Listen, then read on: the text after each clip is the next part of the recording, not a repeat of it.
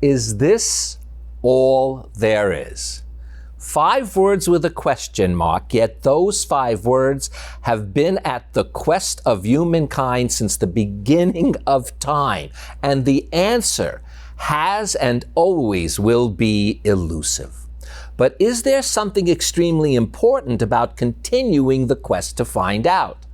I'm Barry Kibrick, and I'm so glad you can join me as together we quest in search of transcendence. Between the Lines with Barry Kibrick is made possible in part by Patreon. Patreon helps creators build and run membership businesses, from podcasters to writers, musicians, artists, and more, with tools that allow their fans to become patrons.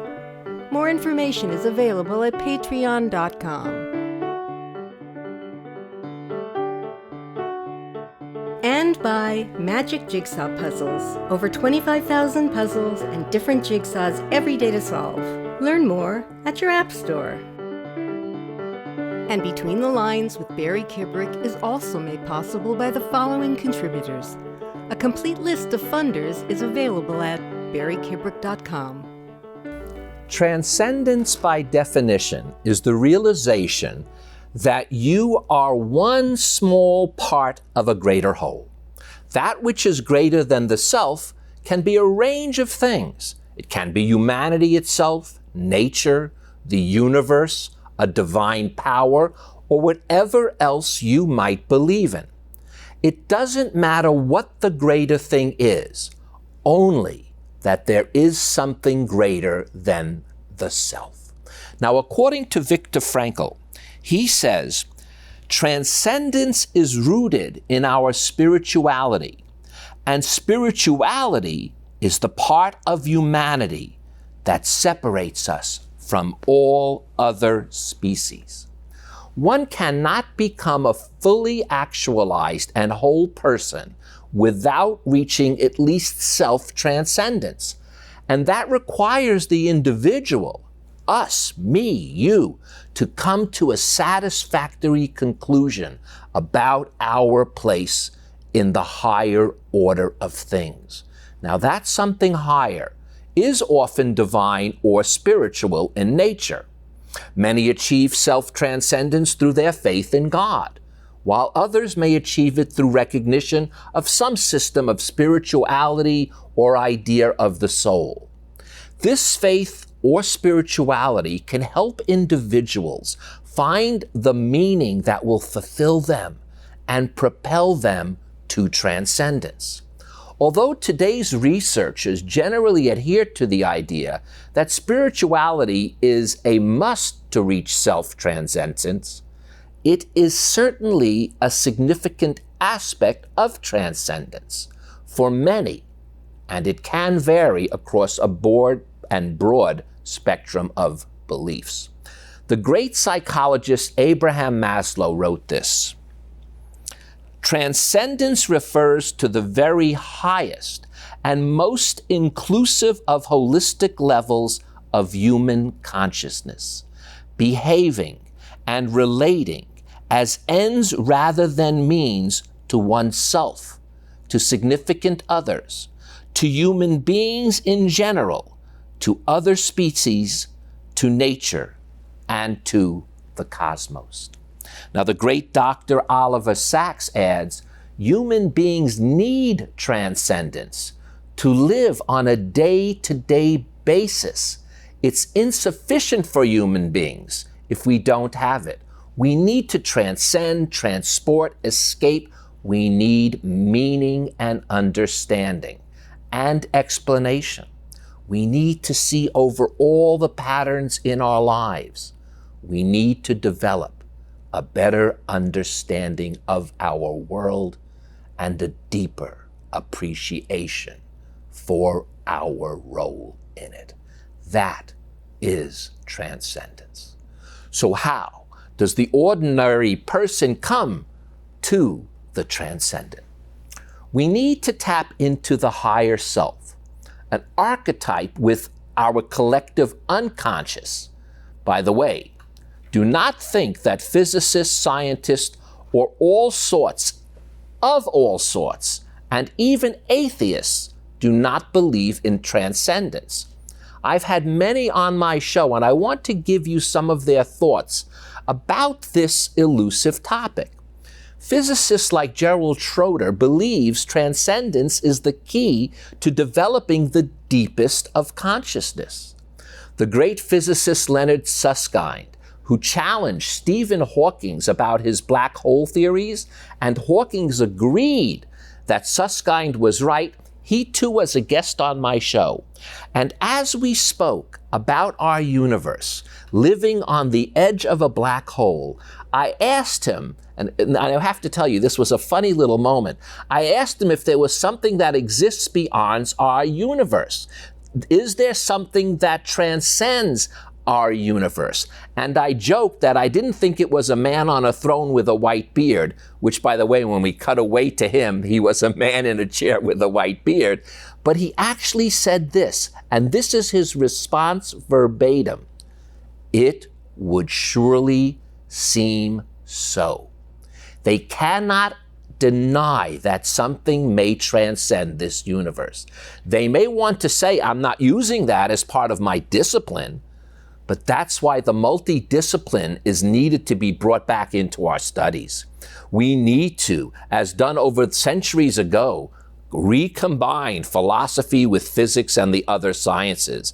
And the more and more we do that, the more and more we will see the real truth of our universe. And that in itself is a transcendent experience. Now, for two of the most renowned scientists and atheists, I too have been blessed to have them on my show. One is Sam Harris, who personally admits to experience a self-transcendence through mindful meditation.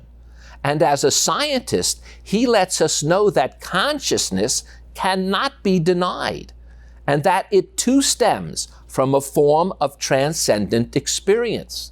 The proof as a neuroscientist, he says, lies in the fact that you cannot find consciousness in the brain, not at least with any of the tools we have at our disposal today. It in some form lies outside of the brain. Both he and physicist Gerald Schroeder and philosopher Mark Gober all believe that the brain can only act as a receiver for consciousness, and it explains why we all have a similar form of consciousness. Now, Richard Dawkins. This was one of the most exciting moments I had on my show when he was a guest, because he shared insights I never would have expected from a self-proclaimed atheist. He told me a few things that blew my mind, and I want to share them with you. Listen to these words, these are his. Despite taking other forks in the road, pathways can converge again. So now I'm taking another fork back in the road and back to awe and wonder. In fact, he shared this with me. His most famous book, The Selfish Gene, was not the original title. The publisher, just thought it would sell more books. But Dawkins' original title was The Immortal Gene. And by the very definition, immortal implies some form of transcendence. We all can regard ourselves as exquisitively improbable, said Dawkins. He says it's not the facts that matter. What matters is the way in which we are encouraged to discover them. And when a man like that says that, I have to say to myself, I must be encouraged to discover. That's why I want to share this topic with you today. Now, to one degree or another, every human being embodies matter and spirit in various guises and spends his or her lifetime juggling the two in order to establish some form of an equilibrium. The key to seeking this feeling of transcendence is found on so many levels. Again, as I mentioned before, from deep religious feelings to spirituality and to the awe of discovering. Experiencing and awe not only are religious, but they are that something intangible and intuitive, and that is what's important. Our bodies may be individuated, but our unconsciousness constitute a part of the collective of the cosmic whole. A cosmic function, a function to contribute something valuable to the world's welfare, invites humans to strive for something beyond their horizon. Rabbi David Wolpe, another guest on my show, says this about faith. Faith, not blind faith or bigoted faith, but faith that pushes us to be better, to give more of ourselves, to see glimmers of transcendence scattered throughout our lives. Such faith is both an achievement and a gift. Stephen Barr, who wrote the wonderful book, Modern Physics, Ancient Faith, he writes these words, and again, I want to share them with you. We cannot peek behind the veil. By the definition of faith, if you proved God, you killed faith. What science has shown is that the most beauty and order in nature is hidden from our eyes. You see, the universe, for all immensity, knows nothing and understands nothing, while our thoughts and our understanding can reach from one end of the cosmos to the other. The vastness of the universe may actually underline rather than contradict the importance of human life in the scheme of nature. The brain does not interfere or even infer that the existence of the mind is there. The mind infers the existence of the brain. In fact, Stephen Hawking even asked this question: a theory of physics is just a set of rules and equations. What is it that breathes fire into the equations and makes a universe for them to describe? And he wrote that in his book, The Grand Design. So at first, many people think he was contradicting the existence of a grand designer, and he is, but that the design itself is so grand. I also had I have to say, one of the most memorable moments on my show was with Mickey Hart, the co-founder of the Grateful Dead. Isn't that funny? The Grateful Dead, and also a past guest. He believes that the chief function of music is to involve people in life, because music is the thing that lets us go beyond culture, and music is the vehicle, another vehicle for transcendence. So the point of spirituality is to break the boundaries of reason and ego. Turning points are moments of transcendence. Transcendence is that chart of spiritual progress. Transcendence happens when you embrace the life that you have. Thomas More writes this: the secret of finding the sacred in ordinary life is not in applying moralism to current affairs, but in grasping the inherent profundity and spirituality of every situation. Every human life is a profound mystery. Deep and invisible currents make us who we are, and the world around us is full of secret intentions and laws. And when we spoke after our discussion, he said these words to me: transcendence is a refuge where we can retire for strength when the battle of life grows hard. Life is a wondrously complex problem for the individual, until someday, in a moment of illumination, we awaken to the great realization that can make it simple. Never quite simple, but always a little simpler. That's one of the keys that I have been working on right now for literally quite a few months, and that is to just make things a little simpler. What does that have to actually do with transcendence?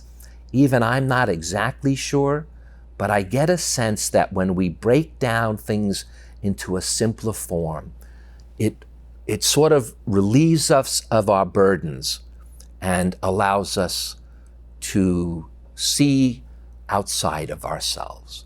Now, there are 1,000 mysteries of right and wrong that have baffled the wise men and women of the ages.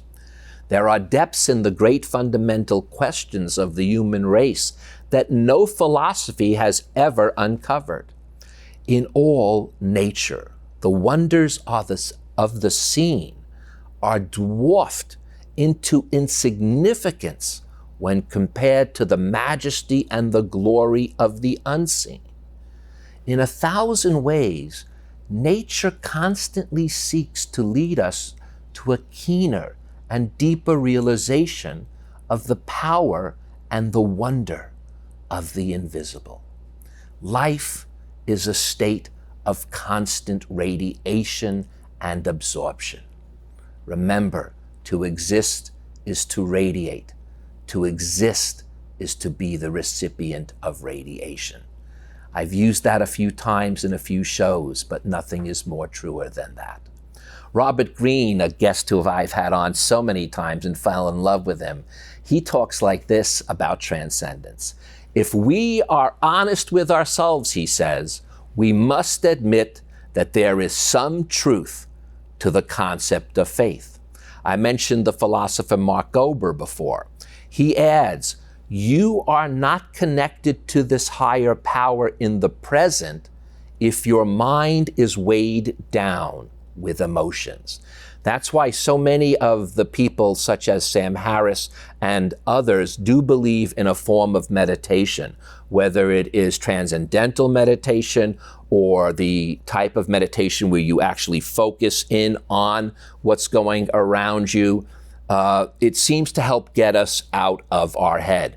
Personally, I shared with you before in earlier episodes, I still have a lot of trouble with meditation, but I cannot deny I've seen it, and it does seem to elevate people to another level. So I do my own little thing. It's a moment of meditation. I mentioned this once before. Maybe you can try that. Maybe even the old-fashioned observing of a Sabbath, simply taking a day off from all the routine could do it. Now, go back to science. What's interesting is what quantum mechanics brings into the picture. It shatters common sense and puts literal materialism into question. So many physicists believe that we cannot truly understand quantum physics without introducing consciousness into it. Now, the Nobel laureate Max Planck, one of the fathers of quantum physics, says this: I regard consciousness as fundamental. I regard matter as derivative from consciousness. Now, I mentioned Sam Harris before, the neuroscientist, and on my show he said, consciousness is unquestionably known. There is nothing about a brain studied at any scale that even suggests that it might harbor consciousness. So where is consciousness? Again, that right now seems to be what makes up the body of the transcendent. Physicists have only identified less than 4% of the matter that makes up the universe. So basically, we have no idea how the universe works. We don't know how physical, seemingly unconscious matter creates a non-physical consciousness. I don't even know what that really means. It's such a strange thought. But there is a strong correlation between brain activity and conscious experience. Perhaps consciousness exists independently of the brain and the body, and the brain is merely a filtering mechanism. Physicist Gerald Schroeder believes that brain is the receiver of consciousness. The brain is simply a self-localization of consciousness. Richard Feynman says, we cannot make this mystery go away. So let's review for a few seconds some of these thoughts. Transcendence is this ability to get out of ourself and into what we like to think is a higher state of consciousness. On the cosmic level, transcendence is what exists outside of the universe. For the most part now, as I mentioned earlier, physicists may not like to use that term of transcendence because they have to be involved with what actually is the material world. But as I told you, quantum mechanics is now beginning to shift that thought. So where does it all play out for us, for the individual, for the society? I talked in earlier episodes about this connection between the individual and the societies that we live in. And there's no doubt that this deep connection is a form of transcendence.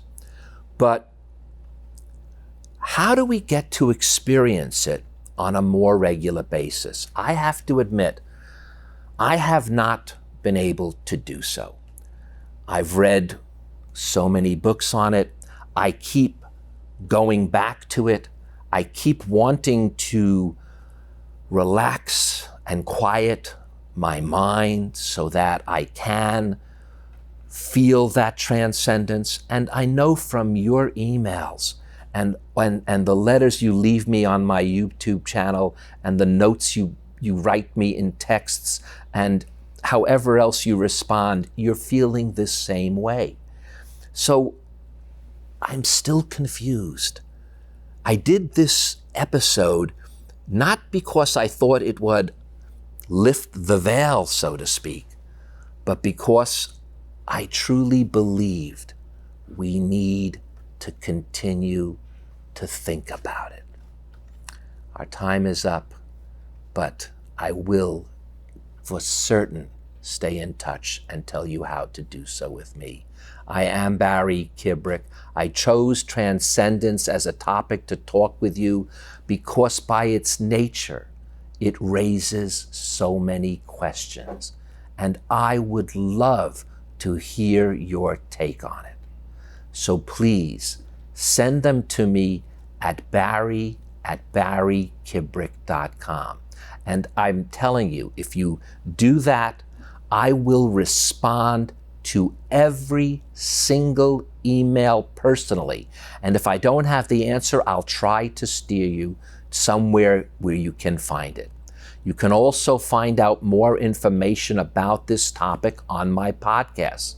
Just search my name at your favorite podcast provider because I'm going to be adding more information that I didn't have a chance to cover here in this episode. Also, check out my website at barrykibrick.com.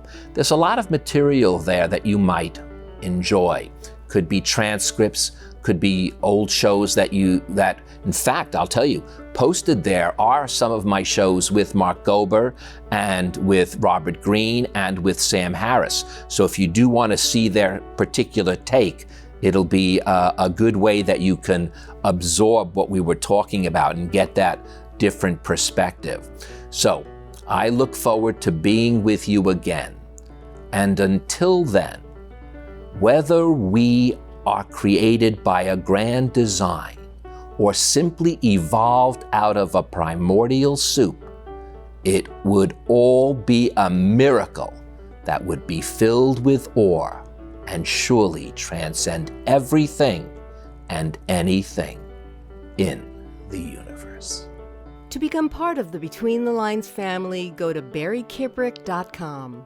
There you can join our book club, participate in Q&As, catch past episodes, listen to Barry's podcasts, read his blog, and experience exclusive online features, all at barrykibrick.com.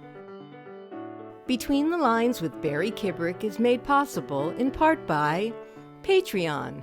Patreon helps creators build and run membership businesses, from podcasters to writers, musicians, artists, and more, with tools that allow their fans to become patrons. More information is available at patreon.com. And by Magic Jigsaw Puzzles. Over 25,000 puzzles and different jigsaws every day to solve. Learn more at your app store. And Between the Lines with Barry Kibrick is also made possible by the following contributors. A complete list of funders is available at barrykibrick.com.